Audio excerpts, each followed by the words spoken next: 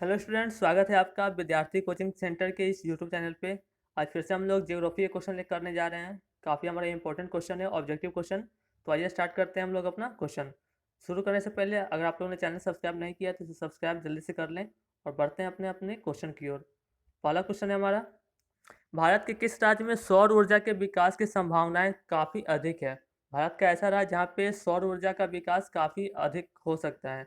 Option है हमारे पास, पहला ऑप्शन है असम, दूसरा ऑप्शन है अरुणाचल प्रदेश, तीसरा ऑप्शन है मेघालय और चौथा ऑप्शन है हमारे पास राजस्थान। तो किस राज्य में सौर ऊर्जा के विकास की संभावनाएं काफ़ी अधिक है, सर्वाधिक है? तो इसका सही आंसर है राजस्थान। राजस्थान में सौर ऊर्जा का उत्पादन बढ़ सकता है। आगे बढ़ते हैं अगले क्वेश्चन की ओर। अगला क्वेश्चन हमारा, बादाम पहाड़ किस खनिज के उत्पादन के लिए प्रसिद्ध है? ऑप्शन है हमारे पास मैग्नीज के लिए, दूसरा ऑप्शन है बादामी अभ्रक के लिए, तीसरा ऑप्शन है लौह अयस्क के लिए और चौथा ऑप्शन है बॉक्साइट के लिए। तो आपको बताना है कि बादाम पहाड़ किस खनिज के उत्पादन के लिए प्रसिद्ध है। तो इसका सही आंसर है लौह अयस्क। याद रखेंगे आप लोग कि बादाम पहाड़ लौह अयस्क के लिए काफ़ी प्रसिद्ध है। आगे बढ़ते हैं अगले क्वेश्चन की ओर।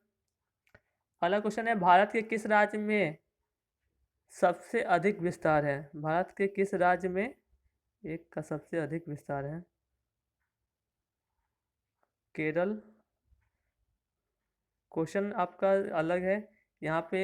आप लोग सही करेंगे, भारत के किस राज्य में वन का, भारत के किस राज्य में वन का, तो यहाँ पे वन है आपका, ठीक है। भारत के किस राज्य में वन का सबसे अधिक विस्तार है? फिर से सुनेंगे, भारत के किस राज्य में वन का सबसे अधिक विस्तार है? ऑप्शन है केरल, दूसरा ऑप्शन है कर्नाटक, तीसरा ऑप्शन है मध्य प्रदेश और चौथा ऑप्शन है हमारे पास उत्तर प्रदेश। तो आपको बताना है कि भारत के किस राज्य में वन का सबसे अधिक विस्तार है। तो इसका सही आंसर है मध्य प्रदेश। भारत का राज्य जो मध्य प्रदेश है वह काफ़ी ज़्यादा वहाँ पे वन है। तो भारत में वन में नंबर वन पे मध्य प्रदेश है। आगे बढ़ते हैं अगले क्वेश्चन की ओर। अगला क्वेश्चन है, ऊर्जा का गैर पारंपरिक स्रोत निम्नलिखित में से कौन है? ऑप्शन देखना है आप लोग को। ऑप्शन है हमारे पास कोयला, दूसरा ऑप्शन है पेट्रोलियम, तीसरा ऑप्शन है प्राकृतिक गैस और चौथा ऑप्शन है विद्युत। तो कौन गैर पारंपरिक स्रोत है? तो इसका सही आंसर आपको पता होगा, विद्युत। विद्युत हमारा गैर पारंपरिक स्रोत है और कोयला, प्राकृतिक गैस, पेट्रोलियम ये सब हमारा पारंपरिक स्रोत है। आगे बढ़ते हैं अगले क्वेश्चन की ओर। अगला क्वेश्चन है, इनमें से कौन मैग्नीज का महत्वपूर्ण उत्पादक नहीं है? ऑप्शन है हमारे पास, पहला ऑप्शन है उड़ीसा, दूसरा ऑप्शन है कर्नाटक, तीसरा ऑप्शन है तमिलनाडु और चौथा ऑप्शन है महाराष्ट्र। तो इनमें से कौन मैग्नीज का महत्वपूर्ण उत्पादक नहीं है?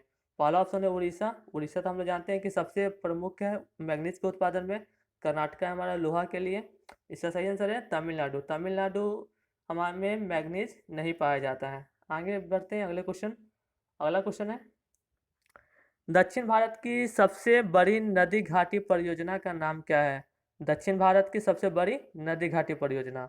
ऑप्शन है तुंगभद्रा, दूसरा ऑप्शन है चंबल, तीसरा ऑप्शन है अमरावती और चौथा ऑप्शन है हीराकुंड। तो आपको बताना है दक्षिण भारत की सबसे बड़ी नदी घाटी परियोजना का नाम। तुंगभद्रा नदी परियोजना, चंबल नदी परियोजना, अमरावती नदी परियोजना या फिर हीराकुंड बांध। तो इसका सही आंसर है तुंगभद्रा। तो याद रखेंगे दक्षिण भारत की सबसे बड़ी नदी घाटी परियोजना तुंगभद्रा है। आगे बढ़ते हैं अगले क्वेश्चन की ओर। अगला क्वेश्चन है, काला लोहा किसे कहा जाता है? यहाँ पे लोहा के कुछ प्रकार हैं। सबसे पहला हमारा हेमाटाइट, दूसरा ऑप्शन है मैग्नेटाइट, तीसरा ऑप्शन है लिमोनाइट और चौथा ऑप्शन हमारे पास सीडेटाइट।